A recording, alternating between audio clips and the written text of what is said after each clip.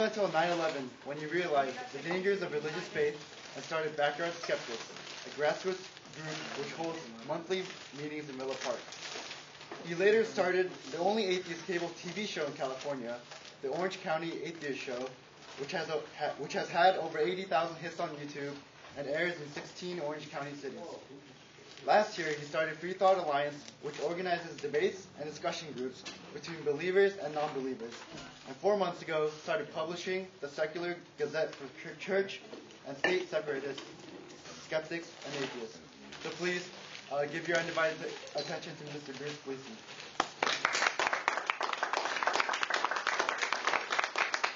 Hi everyone. This is my first time speaking in high school, so this is kind of weird because you guys are like a third my age. How old are you guys? 16, 17, 18? 18.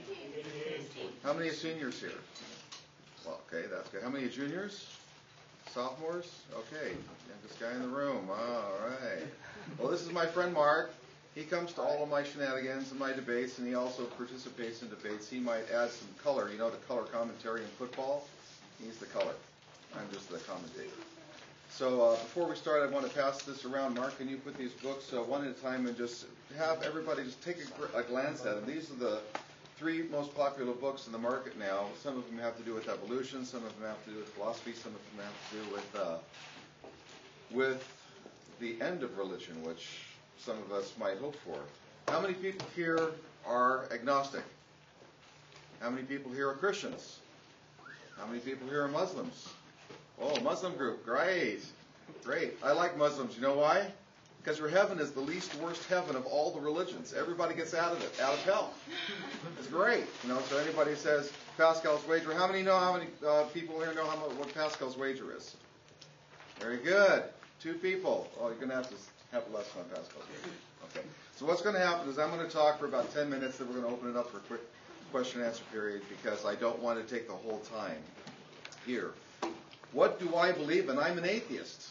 Well, let's start with first what I don't believe in. I don't believe in any type of superstition. I don't believe in anything that can't be confirmed by evidence. Anybody that has a theory with no evidence is no good to me. I don't believe in the UFOs. I don't believe in Bigfoot. I don't believe in homeopathy. I'm also a skeptic. I don't believe in herbal medicine. I don't believe in healing touch therapy. All these things have very, very little evidence to back them up on. Most of all, religion. Religion has very little evidence. In fact, the word faith is defined by the dictionary. Believe when you don't have any evidence. Why should you believe something if there's no evidence? Right here, we're in a science class. Everything here in science has evidence to it. And it's testable, meaning that a high school in Somalia can test it and come up with the same conclusions. It's falsifiable, means that it can be proven wrong. Religion and faith can't be proven wrong. It's not testable. It's not falsifiable. But what do I believe in? People say you don't believe in anything. You can do anything you want. You can be nihilistic. Nihilistic means you don't have any concern for anybody else. You can be the biggest jerk in the world.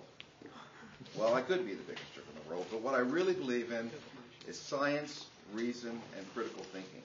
Critical thinking means that you have to develop a sense of inquiry. You have to inquire about things that are being told to you. If this science teacher says, well, why does iron rust? I really don't believe it rusts. Well, he actually has to prove it to you. You have to have an inquiring mind.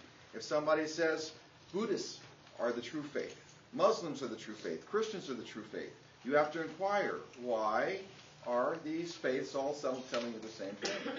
So that's what I believe in. I also believe in a lot of other things, but we'll get into that later. This talk is called The Commonalities Between Christians and Atheists. And that's where the question and answer period kind of comes into play. One point I have to make, a couple points before we get into the actual talk, is your morality is better than most of the books written in Bronze Age times. An example of that is that, let's say in the Bible, it tells you to beat your son to death if he's insubordinate. How many kids here have been beaten to death? Okay, trick question. Trick question. Okay.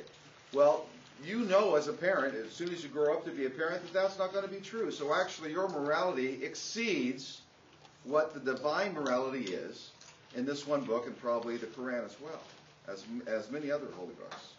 So just think of it as your morality is based upon your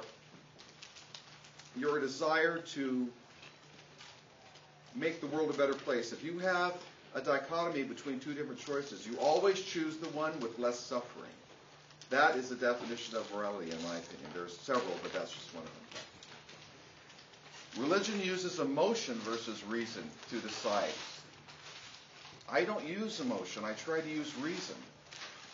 This is something that all of you will probably grow up to decide. Very important questions. If you're going to get married or not, are you going to use true love, or are you going to use reason as well? So there's a combination of emotion and logic in that particular scenario. For me, all religion takes away more than it gives. But right now we're going to get into the talk, and I need somebody on the, what is it called, the stylograph? The tablet, yes. Joseph, you want to write on the tablet for me? Sure. I think I might have left it up here. I did. It's right here. Now what I'd like to ask is how many people here think of their value system? Everybody here has a value system. Even as kids, you have a value system. As parents, you're going to have different value systems, but you can think of it right now as basically the same thing. A value to me would be education, continuing education, and initial education. Right now we're in a school, so that's going to be pretty easy. So how many people think here that education is a good value in life? Thank you. 100%. Congratulations, you have a nice class here. Okay, now you're going to hit new up there on the new thing and get rid of me. New plus on the left there, upper left. Okay, you're going to write these things down. You want to do it? Sure. Your form? Okay, education. Okay, what other value systems do you have? What is valuable in your life? And we're not talking anything about religion. We're just talking about what is valuable in your life right now. And then we'll talk a little bit more. Family. Family is valuable to you. What part of the family is valuable? Every part, including my parents and my sisters. Okay, family's good? Religion. Okay, we're not talking about religion. We're talking about everything besides religion, because there's so many religions in the world. We're just talking about things that are valuable to you Your career. that are not religious, because we're getting to a core value. There's kind of a conclusion that comes to the end. Friends, like close friends. Support. So friends allow communal support, right? Okay, so friendship. Friendship is a value. Courage. Courage is an excellent value. Write down courage. Your like career. Career path, okay. And what does a career do for you? Write down career. It's like help you support a family. That's right. Number one, helping to support your family. You can do that now. You can do that when you're parents. Supporting your family. What's going to happen when you have kids? What do you want your kids to have? Opportunity. Opportunity for children. Security. You guys have a health department here? Health education class? Yeah. Okay. Would that be a good one? Everybody wants health. You want to live a long life and be healthy. I stuck that one in. Okay, go ahead. So it's pretty much like for your children. It's like you want everything that you have, but better for them. Better for your children, you mean? Yeah, like whatever you have, you want better than that for your children. Okay. Better. That would be improvement. Opportunity. Well, we got opportunity already. If you didn't get that, go and write it down. But improvement in society and social norms would be probably good, because that would be or standard of living increase. That would be good. And that's true, actually. During the last 100 years, we have had much better growth in society, in opportunity and education and health and agriculture. Sense of fulfillment. That's a really good one. I haven't heard that one. Fulfillment. You can say, what does an atheist have to fulfill, right? Pretty good question. Anything else? Coming to a close here on this little part. Truth. Define truth. You want to find what you believe in. Okay, define what you believe in. Does that mean what you accept as true for evidence or faith? No, just. That's a good question. Well, let's write down truth. How does it look over there? Oh, wow. That's pretty nifty. See, I didn't have this in high school. I grew up in 1972. It's like, this is cool stuff. You guys really have it, you know. You have a much more techy world here, so that's great. Now, all those things don't have any religious values to them. And these things are what you mentioned, and I'm sure your parents would agree. I also believe in everything that you just mentioned. In fact, a study of 162 different cultures of the world believe in all the things that you've mentioned, excluding religion, meaning that they have all their religious beliefs, separate beliefs, but they all believe in the same thing. That's really amazing because what that means is that we're really alike. Atheists, Buddhists, Jainists, Muslims, Christians, 99.9% of what we really want in the physical world, not counting heaven or hell, not counting going to a church, mosque, or synagogue, is right here. This is what we want. Of course, you guys, I didn't hear, I want a party. I was expecting that, you know. I want a party. Recreation. You have to write that down because recreation is very important. Get out and, you know, ride a bike, you know, do whatever you like. Recreation is very important. Plus, you're going to get nice, big, and fat like me if you don't have any recreation. So, the main point of this is that all of us are really alike because we always have, most of us, well, I should say all of us, have the same value system. We all want a better world, and hopefully everybody here is going to grow up to improve on the world somehow, some small amount. You know, I don't expect anybody to be Einstein, but that would be great, the next Einstein, to discover what what dark matter is or dark energy. That would just be wonderful. So that, I told you I'd speak about 10 minutes, and that was about it. So now questions. First from the Christians. We only have 2 Christians here, right? Any question from the Christians? No? Okay, open it up to everybody else. Does anybody have a question? Have you read Mere Christianity? C.S. Lewis? I'm sorry? Mere Christianity? Ever read it? Yeah. No, I haven't. I've read 27 books, of which I hope you take a look at some of the books. Did everybody in the back row see the books that I've read? So these are 4 of them. I just chose 4 quick ones. Anything from C.S. Lewis is great, though. Yeah, I've read it a long time ago. No, because he talked about the same thing, like humans in general have like the same exact wants and desires. Just the way we pursue them is different, and that's kind of the cause of religion, according to him, in a way. Do you think that atheists can find their truth in science and reason just as much as the religious person can? Yeah, sure. That's very true because I feel very comfortable. And people come up to me sometime, but you don't believe in a heaven. That's so sad. And I go, well, I don't believe in Santa Claus either. Is that sad? You know, do I believe in the flying spaghetti monster? Anybody know what that is? All right. Well, of course, maybe your religious friends might not know. Flying spaghetti monster is the atheist pseudo-god. So whenever you ever see an FSM or a flying spaghetti monster with his noodleage and big meatball eyeballs, that's the flying spaghetti monster. What's the difference then? Like, why atheist? Why not agnostic? And why? Well, technically, that's a good question. Technically, I'm an agnostic atheist because when you're an agnostic, you say you don't know. It's obvious I don't know. I'm just a guy. I don't know everything in the universe. I don't know everything in the world. I don't know if there's a God or not. There actually might be a God. But I absolutely know there's no Christian or Muslim God because there's too many contradictions in there. For instance, you can't be omniscient and omnipotent at the same time. I'll give you everybody know what omniscient is? No. All-knowing. What's an all-knowing? What's omnipotent? All-powerful, that's right. If you are all-knowing in the future and change your mind, you're admitting you made a mistake, but you're all perfect. So you can't be all-knowing and all-powerful at the same time. That's just one example of the contradictions of an omni-God. Now, wouldn't you argue that since God isn't human, he doesn't have the same way of like thinking and approaching things as us? You mean he can change his mind? Like he can, or what if like changing like? Have you heard of Yusuf Estes? He's a convert from Christian. He was a Catholic priest converted to Islam. He talked about how I think it rings a bell, but I can't place him. he's like Texan or something. So he has a huge beard now. So the way he like presented like our perspective of God is based like off the materialistic world, the 5 senses. He says which is wrong. Because since God doesn't act within these means, like for God, time doesn't exist. Because He's everywhere. He's doing everything all at once.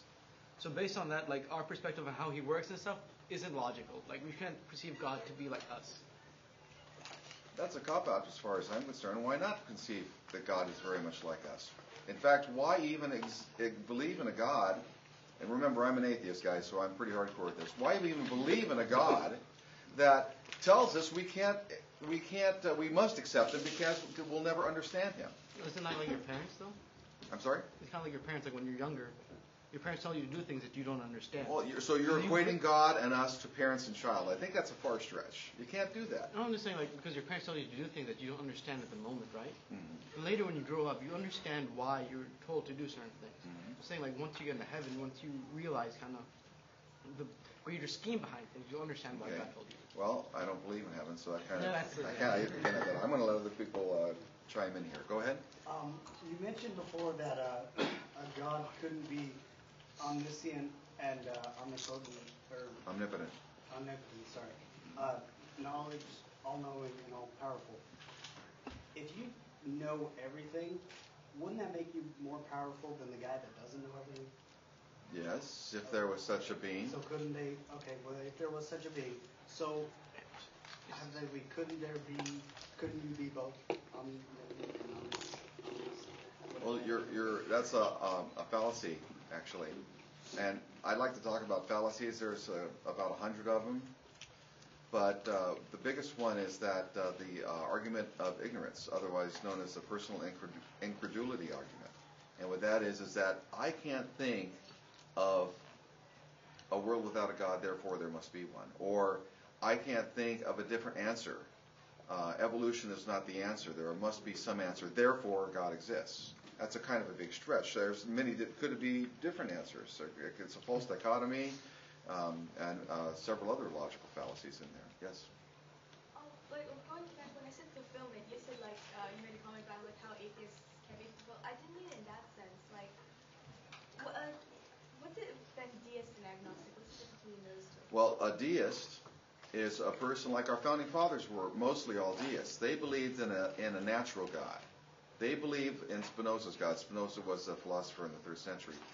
And he said that God started it all, but He doesn't have any hands-on power.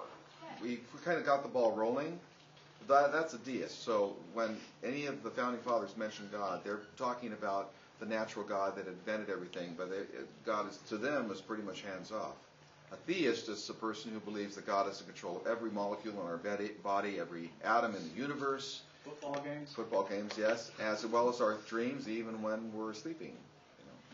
And so the fulfillment you were talking about, how do I get fulfillment? No, I'm saying, basically, like, I didn't want you to think I meant it in that sense, like religious fulfillment or spiritual. I just meant it in a way, like, just as some people need something to like have meaning in their life. Oh, meaning in your life. Yeah. So you think that possibly without God, there's no meaning in your life? I just think that, like, I don't like the label of God. I like the whole deist idea of somebody was created, there was some force. Well, that's wishful thinking. That's meaning that there's no evidence of a God. There never will be evidence of a God. And there'll be absolutely no evidence of no God either. That's why I'm technically an agnostic atheist, even though I'm pretty much a hardcore anti-theist. Anti-theist meaning I'm actually against religion. Some atheists are saying, you can do whatever you like. Me, I'm saying, no, I'm the truth. Actually, that's the joke. I wanted to mention that I find truth in science and reason. That's my pleasure. A lot of people say, there's no God in your life. There's no heaven in your life. Well, there's other ways to get fulfillment in life. Take a look at the best scientists in the world. Their fulfillment is bettering the world. That's their main goal. And they're actually doing it. What has religion done? In fact, religion has stifled science. Everybody here, the Dark Ages, between 400 and 1300, 1900, 900 years. That was like in Europe, though. The rest of the world during that time was very progressive. That's correct. In fact, Islam was one of the best. Muslim countries were one of the best. They were prospering during that time. Why? Because they didn't have the stifleness of their religion. The Christianity and Catholicism basically told scientists, you're out of luck, buddy. You're going to have to wait. Just think of all the different discoveries could have happened if religion wasn't around. That's one thing. Yes. Do you think that's still true today, that religion stops or holds back science? Yes. How do you think it does? I was just asking you. Well, a good question, though. Does anybody think that, how does religion stifling science right now? Stem cells.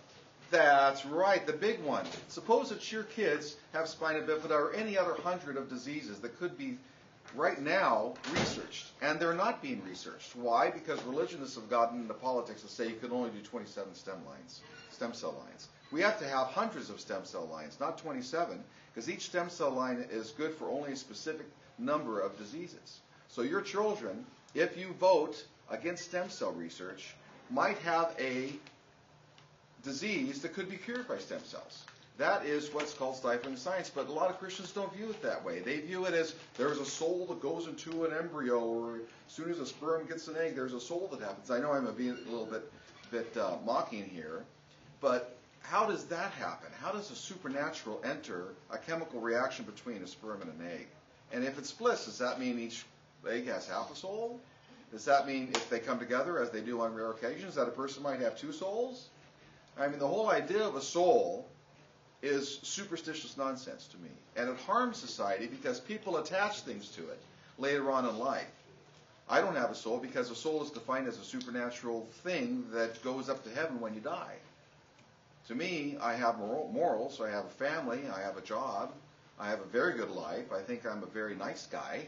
People say, Bruce, you can't be an atheist. You're so nice. After they find out that I'm an atheist, after they've known me for several years. So, does that answer your question? Okay, that's only one thing that Christian is stifling right now, is stem cell research. Women's rights is another. Is that what you're going to ask, women's rights? Oh, no, I was just thinking, so, are you against religion, like the concept of the whole idea, like, before people actually got their hands on it and interpreted it their own way and messed it all up? Like, are you against any kind of religion? Jainism is pretty cool. Anybody know what Jainism is? It's a sect of Hinduism. You know what it is? Yeah. What is it? I know a little bit about it. It's Okay. like Hinduism that's super extreme on the peaceful aspect. That's right. In fact, they will not harm anybody, even if they're killing their family. They are extremely peaceful. The most peaceful, of course, they're the most politically able to take over as well. If you're not going to fight, okay, time to go kill those guys. You know, if you're into that, mindset or paradigm. Do you find that logical, though? No, it's a pretty cool religion to think about being totally peaceful. They wear masks so they don't inhale insects, and they have a room in front. And are we out of time? Yeah. Oh man, I was just getting going. Yeah. Well, everybody please give Okay. more